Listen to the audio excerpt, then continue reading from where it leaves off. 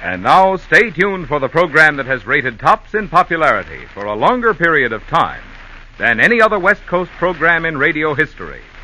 The Signal Oil program, The Whistler.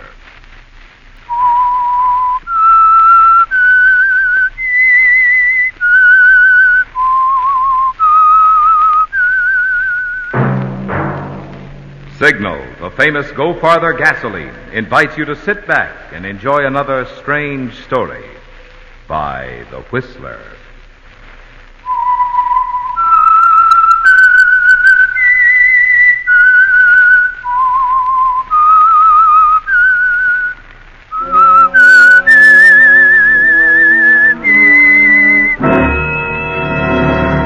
I am the Whistler, and I know many things, for I walk by night. I know many strange tales hidden in the hearts of men and women who have stepped into the shadows. Yes, I know the nameless terrors of which they dare not speak. And now for the Signal Oil Company, The Whistler's strange story, A Matter of Time.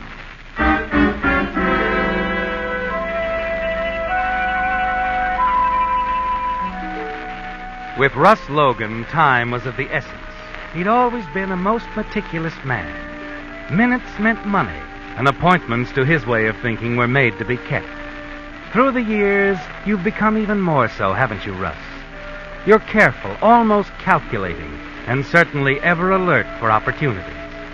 Despite the kidding you've taken from your business partner, Jim Kendrick, and even your wife, Jean, precision and time in all matters have remained almost an obsession. Tonight, riding with Jean and Kendrick in his big chauffeur-driven car, you sit very quietly, grimly amused that a matter of carefully planned minutes will mean another opportunity to you.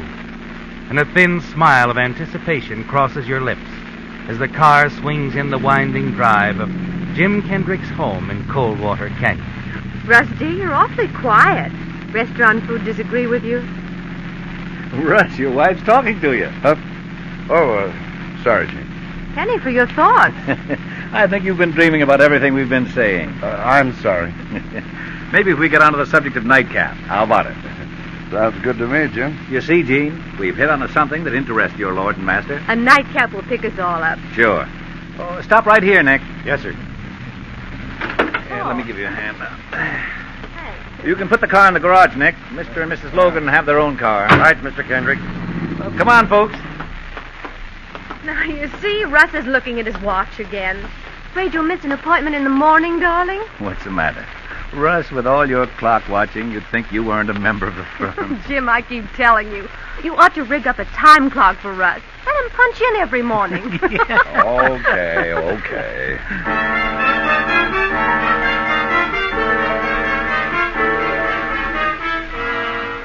You don't mind the kidding, do you, Russ? Not in the least. And you've a reason for glancing at your watch. The seconds are counting again, aren't they? In your life, and more particularly in your partner, Jim Kendrick's. If he only knew what was about to happen, he'd be watching every moment, too. You're all inside the house now, and you have only to wait until you hear Nick, the chauffeur, come in the back door to enter his room. Then you can set your plan in motion.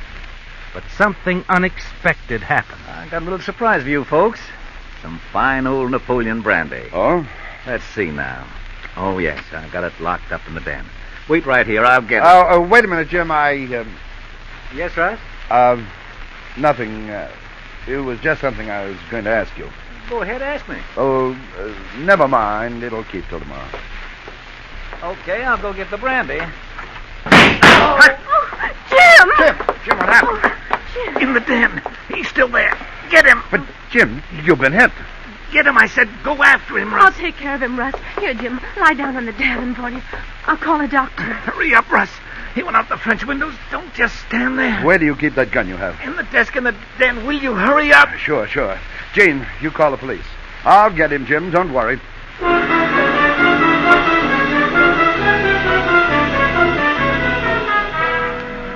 It's infuriating, isn't it, Russ, that everything had to be spoiled by a simple break in the routine. Jim's surprise, the bottle of Napoleon brandy. It sent him into the den before you wanted your plan to go into effect. Before Nick, the chauffeur, had time to get inside the house to his room. And now, racing around the side of the house, you hope that Nick hasn't caught the killer. You're furious that things didn't go according to schedule. And now you can only hope as you rush to the spot, far back on the property, where you're to meet the man who fired on Jim Kendrick. You promised him you'll hide him away, haven't you, Russ? Yes, that's what you promised. But actually, you're going to use the gun in your hand and put him away forever. At the designated spot near a huge pepper tree, you wait. Listen for his footsteps. Raise the gun and aim in the direction of the sound. And then... Mr. Logan? Mr. Logan? Nick. Oh, I think he's trapped, sir, in the canyon. Mrs. Logan says the police are on their way.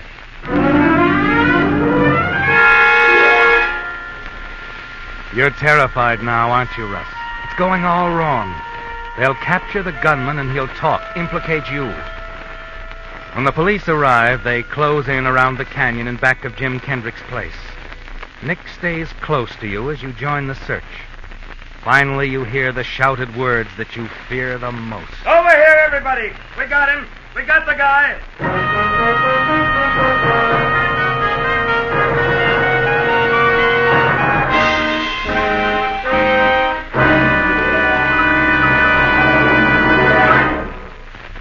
Now a word about the chilly nights and mornings we've been having. To be sure your car will spring to life pronto when you touch the starter, you naturally want a gasoline that's engineered to help your engine perform efficiently. But how can you, Mr. or Mrs. Average Motorist, measure how efficiently your engine is running? Well, the easiest way is by the mileage you get, which explains why we're so proud of Signal's good mileage. Mileage that has made Signal known throughout the West, from Canada to Mexico, as the Go Farther gasoline. After all, there's only one way Signal can give such good mileage, and that's by helping your engine run so efficiently you save gasoline. Save gasoline with quick starting. Save gasoline with smooth pickup. Save gasoline with full power. And of course, the more gasoline you save, the more mileage you enjoy. So there you have it in a nutshell, friends. The reason why mileage is the best yardstick to measure gasoline efficiency and driving pleasure. The reason why so many smart motorists today are switching to Signal, the famous Go Farther gasoline.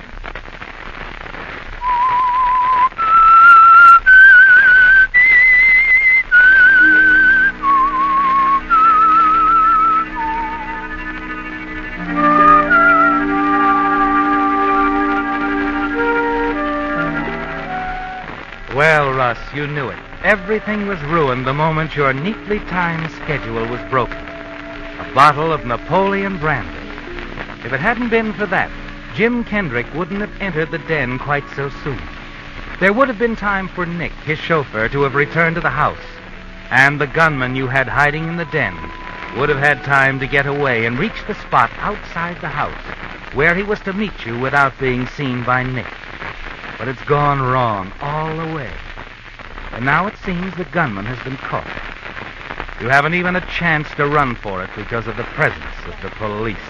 Well, we've got him, Mr. Logan. Fine. Fast worker. The chauffeur here got a good look at him when he ran out of the house. Says he can identify him. Is that the man there? That's him. How about it, Nick? Hey, wait a minute. What is it, Nick? He's not the guy. What? He's not the guy.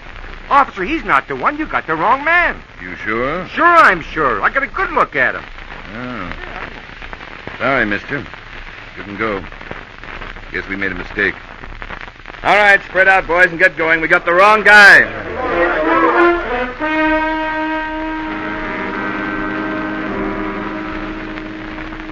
It's almost too good to be true, isn't it, Russ? That your gunman escaped. Somehow evaded Jim Kendrick's chauffeur, Nick, and the police. And for the moment, at least, you're in the clear again. But you're still worried, aren't you? Nick said he got a very good look at the gunman. Maybe he'll realize soon that he's seen him before. And he might remember where. The little bar near your office. That's where you planned it all, isn't it, Russ? Yes. When the police leave and you're back inside Jim Kendrick's house, You learn from your wife that your partner's wounds are not serious. He's going to be all right, Russ. They took him to the hospital in a police ambulance, but the doctor said he wouldn't have to stay there long. But we better get on home, Jim. All right. As long as Jim's okay. Whoever did it got away, I guess. Yeah, he got away.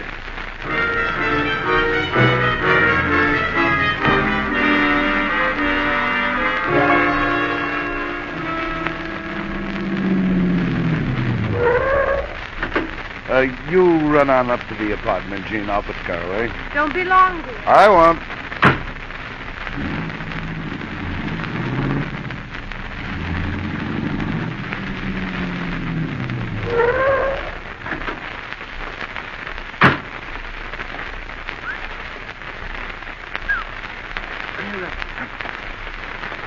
Frankie, what are you doing here? Where else would I go?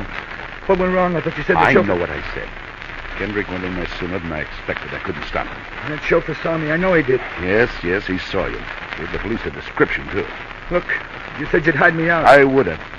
Things had gone right, but I can't hide you in my apartment. I've got a wife, Frankie. A wife who doesn't even know I'm mixed up in this. But the cops, they start working on the description that chauffeur gave him. It'll add up to Frankie Rizzo. Me. Take it easy. Well, that's all right for you to say. You got me into this, said there'd be nothing to it. A simple job. That's right. It would have been if you'd killed him. That's what you were paid to do. But let's skip not... it. I thought you knew what you were doing. I thought I was hiring a professional. So, what do we do now? Maybe that's your problem. Oh. No, you're in this. You did the hiring. Well, I'll help you get out of town, that's all. But I can't skip town. Not tonight. They'll be watching for me. The police. They'll have the airports covered, every railroad station. Fine mess. I wish you'd never picked me for this job. I wish you'd never even found me. I went to a great deal of trouble finding you, Frankie, a great deal. I've never known anyone in your business before. It took me quite a while. So what happens now? Don't get excited, that's all. I'm not letting you spoil everything. Yeah, get into my car. I'll drive you someplace. I got a pretty good hideout. There's a motel near the ocean. A motel? Good. I'll take you there. Wait in the car. I'll tell my wife you've gone someplace and that I have to take you there.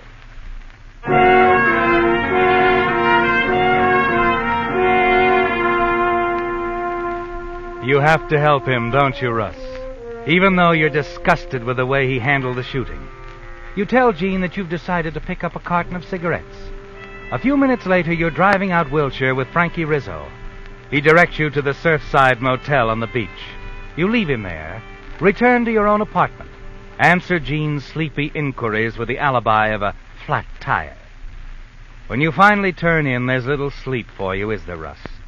You're tense and nervous, dreading the moment when you'll have to face your partner, Jim Kendrick, again. And that moment comes the following morning as you visit the hospital and stand at his bedside. Jim greets you with a curious smile on his lips. Hello, Russ. Nice of you to come. Good morning, Jim. How do you feel? Just fine. They tell me I'm going to live. Of course you are. Too bad, isn't it, Russ? What? Would have solved all your problems if I'd have kicked off, huh? Given you control of the business, too. Ooh, what in the world are you talking about? That little deal you approached me with 2 weeks ago. Deal? Come off it, Russ. We disagreed, remember, on that little transaction which you thought our freight line would fit into so neatly? You want me to drive business away from now on? If it's crooked, yes. Even if it means 50,000 profit. I won't stand for our trucks accepting a contract to haul contraband. I told you 2 weeks ago. I'm telling you again now. As long as I'm a partner in this outfit, we're keeping it clean. Okay, Jim. Forget it. I have. That's why I didn't know what you were talking about. The moment we disagreed, I dismissed it from my mind. Really? Of course. Funny. Maybe I misjudged you, Russ. I actually found myself wondering if that little shooting at the house didn't just have something to do with your plans. That's too ridiculous to dignify with an argument. So we won't argue. The man who was in your study was obviously after the safe, not you. You just made the mistake of walking in there. I certainly didn't suggest it. No, you didn't. Matter of fact, you stopped me. Why? What was it you were going to ask me right at that time? I have no idea. No, I don't suppose you have. All right, we won't settle anything this way. Maybe when you police pick this guy up. I wish they had him right now. I certainly don't like any feeling of mistrust between us. Jim, it isn't good for business. No, it isn't. Nick, my chauffeur, thinks he's seen this man before. I mean, before last night. Oh. Might give the police a lead, huh? Might, Russ. It just might. He say where he'd seen him? Yeah, down at the gym Nick goes to. It's the same guy. He's a cheap gambler named Rico or Reno, something like that. And it just might take a pot shot at somebody for money, provided the right sort of person talked him into it. Assured him it would be an easy setup, no danger. Well, Nick ought to tell the police about all this. Oh, he has. Yeah, Nick's told the police. Good boy, Nick. Very loyal. Well, sit down, Russ. Sit down. Visit a while. Yeah. Sure, Jim. Sure.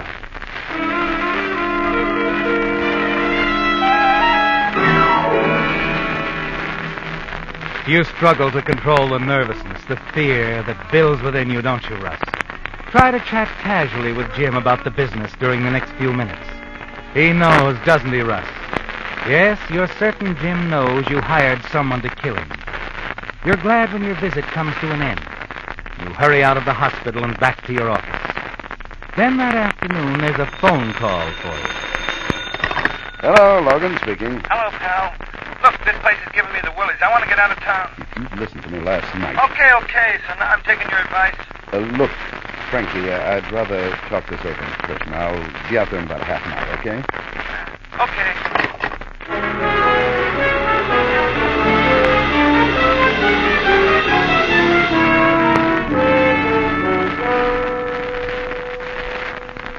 Yeah, Logan. 10 grand ought to make a nice start. 10 grand? Now, wait a minute. Sure, I know. 5 grand was all you promised, but the price has just gone up. But you made a deal. Since then, I decided to retire. And a guy who retires has got to have capital and an income. You're it, pal. Or else. Or else what? Well, Jim Kendricks might like to know who wanted to have him knocked off and why. Well, what do you say? All right, Frankie, you win. I'll pick you up here as soon as it gets dark.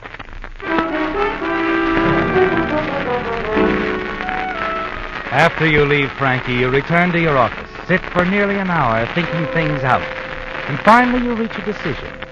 By the time you arrive at your apartment, you know exactly what you're going to do. Jane? I'm in the bedroom, Russ. Oh, Mary, aren't you, darling? Yeah. You going out? Uh-huh. Stella and I are going over to Westwood to a cocktail party at Ruth Taylor's.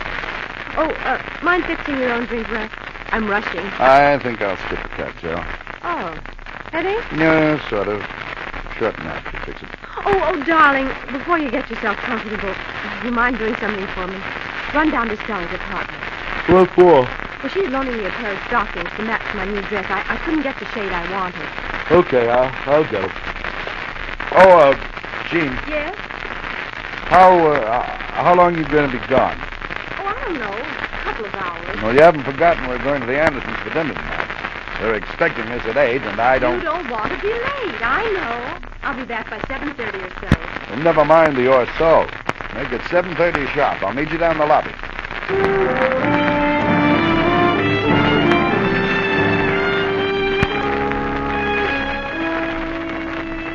You're pleased that Jean will be out of the apartment for 2 hours, aren't you, Russ? But you've still something else to solve. The little item of how you're going to leave the building without being seen. It comes to you when you reach Stella's apartment, 2 floors below. Yes. Standing in her living room, looking out over the rear gardens, everything falls neatly into place in your mind. Her sunroom window opens on the rear fire escape. Stella lives alone. And since she'll be at the cocktail party with your wife, her apartment will be empty. You chat with Stella for a few moments. Then as you leave her apartment, you slip the catch on the lock of her door. You know that she might check it as she leaves, but you have to take that chance. You hurry back upstairs. Here you are, Jean. Oh, thanks, darling. Is Stella waiting? She's all ready. Just finished putting on her face. Oh, dear. Go on, say it. I'm never on time. It's your party this time. Just don't be late for the dinner. I won't. I think I'll stretch out for a while. All right, darling. I'll be on my way. Oh, Jean, Yes? on your way out with Stella, tell the clerk downstairs I don't want to be disturbed. There are no phone calls. I'll tell him, darling.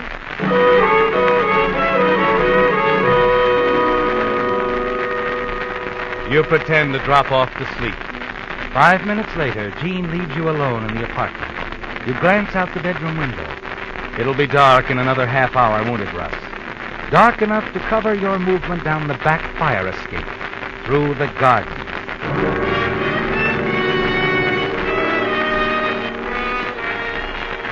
It's 6:55 exactly when you again slip into Stella's apartment. Hurry down the fire escape, and then to your car parked in the street. 10 minutes later, you arrive at the Surfside Motel. You're thankful for the roar of the nearby surf, as it will help cover the sound of gunfire. Yeah, who is it? Open up, Frankie. Hello, Russ. You got the money? No, I don't have the money, Frankie. Huh? Look, I thought I was going to take a little trip. You are going on a trip. A long Hey, what's the idea of the rod? rod. Oh. The idea of the rod, Frankie, is this.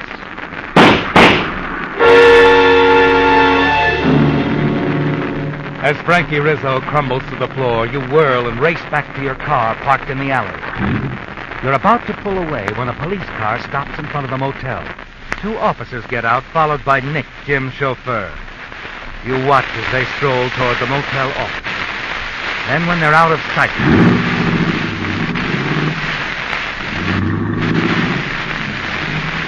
A lucky break, wasn't it, Russ? If you'd been only a minute later, they'd have caught you. But now you're in the clear, racing back to your own apartment.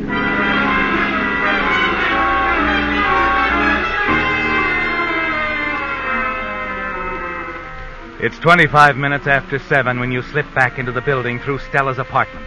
You sprint upstairs to your own floor, take the elevator from there to the lobby. Chat for a moment with a desk clerk until Jean arrives. Oh, I'm sorry, darling, but really, I'm only a few minutes late. See what I mean, Fred? Women. Never on time. Oh, I know I'm late, dear. That's why Stella let me out in front. Don't be too hard on Mrs. Logan, sir. It's only 7:32. Why, if it was my wife, well, she always took... Excuse me. I'm Lieutenant West from Homicide. I'm looking for a Mr. Logan. Russ Logan. Mr. Logan, why... I'm Logan. What is it, Lieutenant? I'd like to ask you a few questions, if you don't mind. Sure. In private. Let's go up to my apartment. Do you mind if my wife... No. Come along, Mr. Logan. I'll run into the elevator. What's this all about, Lieutenant? Just routine questioning you, Mr. Logan. Where were you this evening between 7 and 7:30? In my apartment. Came home this afternoon around 5. The wife and I were just about to leave the building when you walked in. I see. You were here then since 5? The desk clerk will verify that. Only way out of the building is through the lot. Of course, there's always the fire escape. Well, our apartment and the fire escape are on the front of the building. I could hardly leave the building that way without being seen. See here, I wish you'd tell me what... Nothing to get worried about, Mr. Logan. As I said, it's just routine. We have to follow up all leads. In regards to what? Murder. Murder? Oh, wow. We've been checking on a man named Frank Rizzo. Your partner's chauffeur, Nick Bemis, thought Rizzo was the man who took a shot at his boss. I still don't see where We that... checked all of Rizzo's old hideouts. The Surfside Motel was one of them. Only when we got there, he'd been shot. Well, shouldn't you be discussing this with my partner? Rizzo had your phone number scribbled on a piece of paper, both your home and office number. That's why we came here first, Mr. Logan. Going up, Mr. Logan? Oh, yes. Lieutenant, this is ridiculous. I was in my apartment all afternoon, since 5 o'clock. You can check with the desk clerk and the elevator boy. That's right, officer. I just took Mr. Logan down a little while ago. This way. Our apartment is just... I don't think I'll hold you any longer, Mr. Logan. Very well, Lieutenant. I'm sorry I threw off the handle that way, but well, as long as we're up here, how about having a drink? Oh, thanks. But if you don't mind, I would like to use your phone. I want to put in a call to headquarters. Then I'll be on my way. Don't mind at all, Lieutenant. Come here.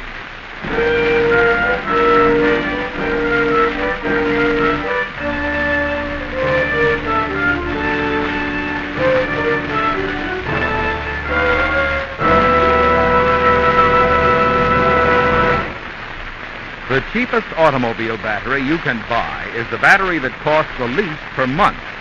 And when it comes to low cost per month, none can beat the new Signal Deluxe battery. The extra long life battery guaranteed a full 30 months on a service basis.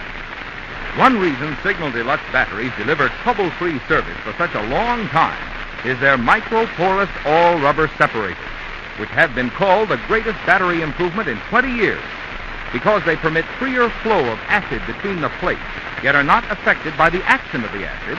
These unique plates help Signal Deluxe batteries deliver up to 35% more power to take care of the many electrical gadgets on today's cars.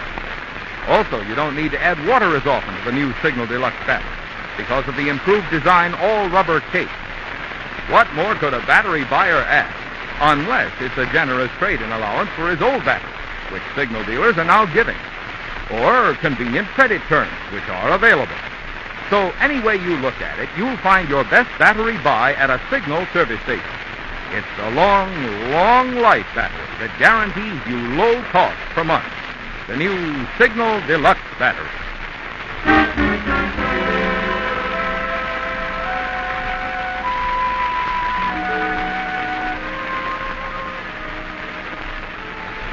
You've answered the lieutenant's questions, and he seems satisfied with your story, doesn't he, Russ? That you were in your apartment between 7 and 7:30, at the time when Frankie Rizzo was shot to death in Santa Monica. Yes, you're certain you're in the clear now, as you, your wife Jean, and the lieutenant walk down the corridor to your apartment door. Come on in, Lieutenant. Why, Russ, that sounds like the electric alarm clock in the bedroom. The alarm. I said it before I left. I was afraid you'd oversleep, and I know how fussy you are about being late. I'll turn it on. Just a minute, Mr. Logan. I'll do that. I've got it, Lieutenant. I'll take it if you don't mind. I thought you said you were here in your apartment between 7 and 7:30, Mr. Logan. Why, yes. This electric alarm clock was set to 7 o'clock. It's been ringing ever since. Russ, Well, how do you explain it, Mr. Logan? Why, Look, Lieutenant. I can explain it, Logan, because you weren't here to turn it off. No, wait a minute. I told you... I think you better come down to headquarters after all. A hand paraffin test will tell us if you've fired a gun recently. And if you have, we've found our man.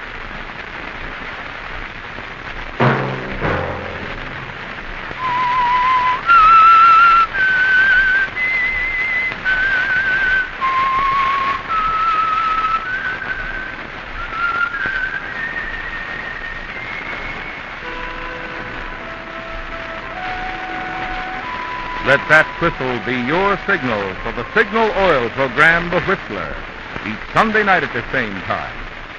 Meantime, Signal Oil Company and the friendly independent dealers who help you go farther with Signal gasoline hope you'll remember, regardless of what gasoline you use, you'll enjoy more miles of happy driving if you drive at sensible speed, obey traffic regulations, and avoid taking chances. You may even save a life. Possibly your own.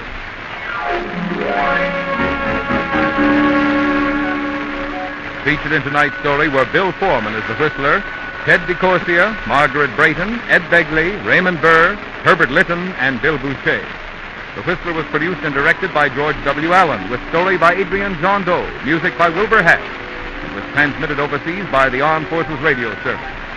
The Whistler is entirely fictional, and all characters portrayed on The Whistler are also fictional. Any similarity of names or resemblance to persons living or dead is purely coincidental. Remember to tune in at this same time next Sunday, when the Signal Oil Company will bring you another strange story by The Whistler. Marvin Miller speaking for the Signal Oil Company. Stay tuned now for our Miss Brooks, starring Eve Arden, which follows immediately over most of these stations. This is the CBS Radio Network.